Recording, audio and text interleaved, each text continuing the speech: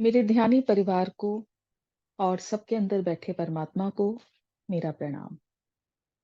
ध्यान के बाद अब ज्ञान का आनंद लेते हैं और आज जो मैं आपके लिए टॉपिक लेकर आई हूँ,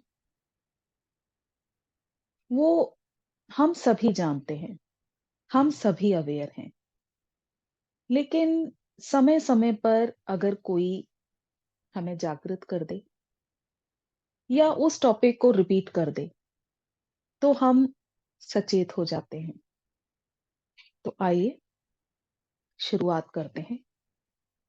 जैसा कि हम लोग जानते हैं कि सबने एक दिन जाना है, मृत्यु सबकी आनी है। किसी की जल्दी, किसी की देर से और अपनी एज के अकॉर्डिंग किसी ने आगे तो किसी ने पीछे। और 40 की उम्र के बाद जैसे हमारी अंतरात्मा से ही ये आवाज आने लगती है कि वो दिन कोई भी हो सकता है। तो इसके लिए हमें सचेत रहना है और कुछ अपनी तैयारी भी करनी है। तो आइए शुरुआत करते हैं। जितने भी आपके प्रॉपर्टीज इशू हैं, उनको समय रहते सॉल्व कर लें, सुलझा लें। अगर 70 तक की एज के लिए आप स्वस्थ हैं, इस एज तक आप स्वस्थ हैं, तो उतना ही सामान अपने पास रखें जितनी की आपको जरूरत है। क्योंकि जीते जी तो सब कुछ संभव है, लेकिन मृत्यु के बाद सब कुछ शून्य। इसलिए जितने भी अपने इश्यूज हैं, उनको जीते जी सॉल्व कर लें। कुछ लाइंस मैंने टॉर्कम की बुक से भी ली हैं कि उन्होंने अपनी बुक में कहा है कि आगे की यात्रा के लिए हमें फ्यूल की नीड होती है। सच है ना? इस जीवन में जब हमें फ्यूल की नीड है, तो आप क्या सोचते हैं? मृत्यु के बाद हमें ईंधन की जरूरत नहीं होती, बल्कि तब ज्यादा होती है। क्योंकि जितने भी हमने जीते जी कर्मा क्रिएट किए हैं, इकट्ठे किए हैं, वो सभी ईंधन के रूप में हमारे साथ काम आते हैं।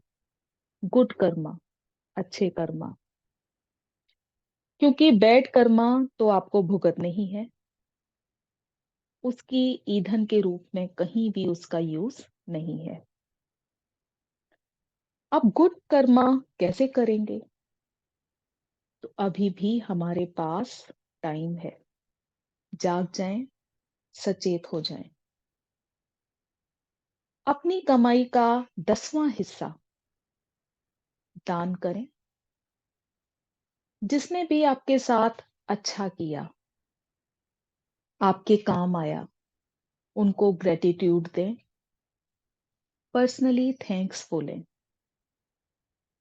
अपनी पूरी जीवन यात्रा में जितने भी आपने छोटे और बड़े कर्जे लिए, यही समय है अपनी सूक्ष्म चेकिंग करने का।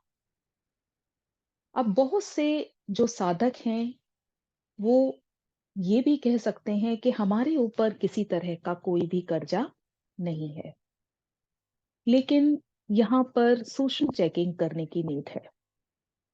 आप देखें, बहुत सारे कर्जे जरूरी नहीं कि वो पैसों का, जवाहरातों का यही कर्जा हो।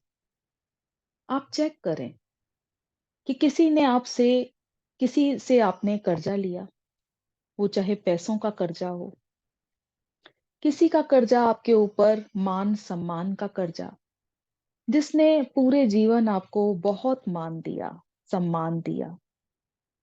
क्या कभी आपने उतना उनके साथ किया?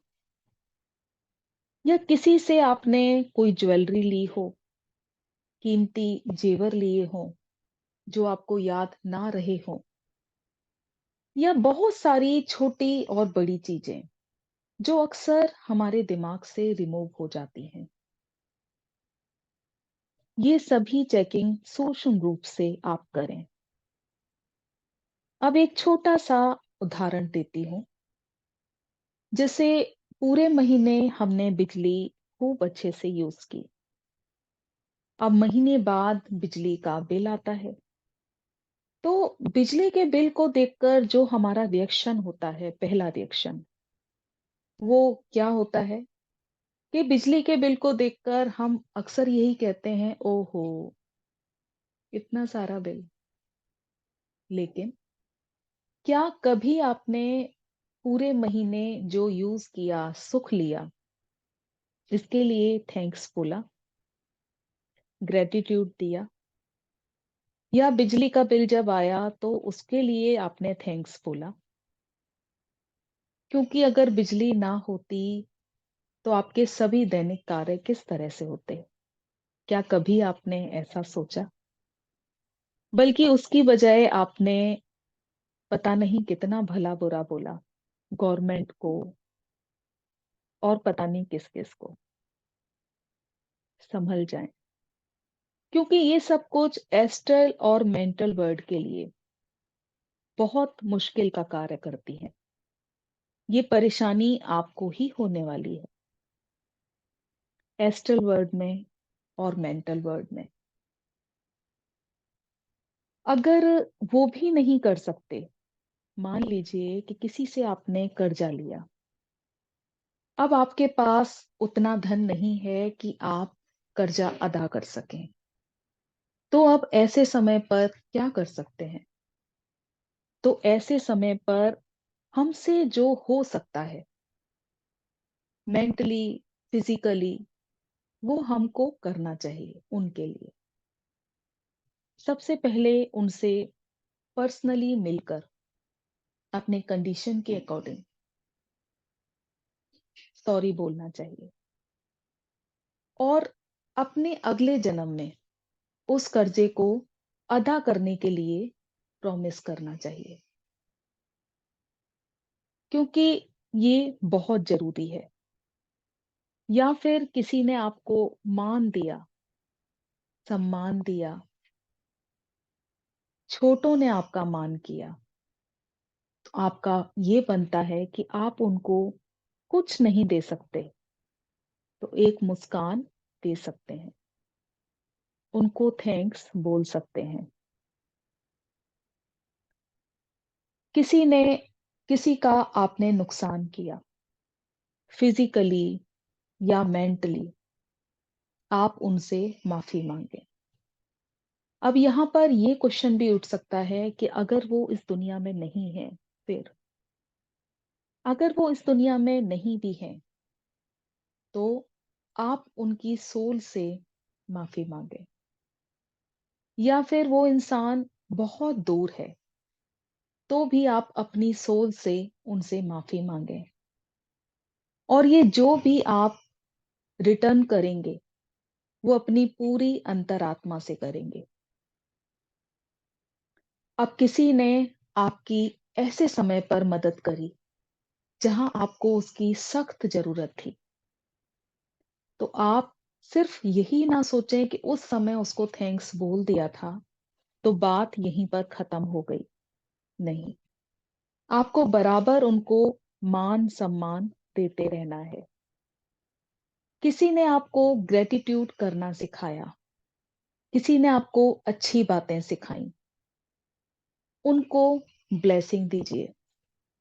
किसी ने आपको ध्यान करना सिखाया, स्पिरिचुअली रास्ते पर कोई आपको लेकर आया, किसी ने आपको स्पिरिचुअली जगाया, उस समय जगाया जब आपकी आस्था नहीं थी।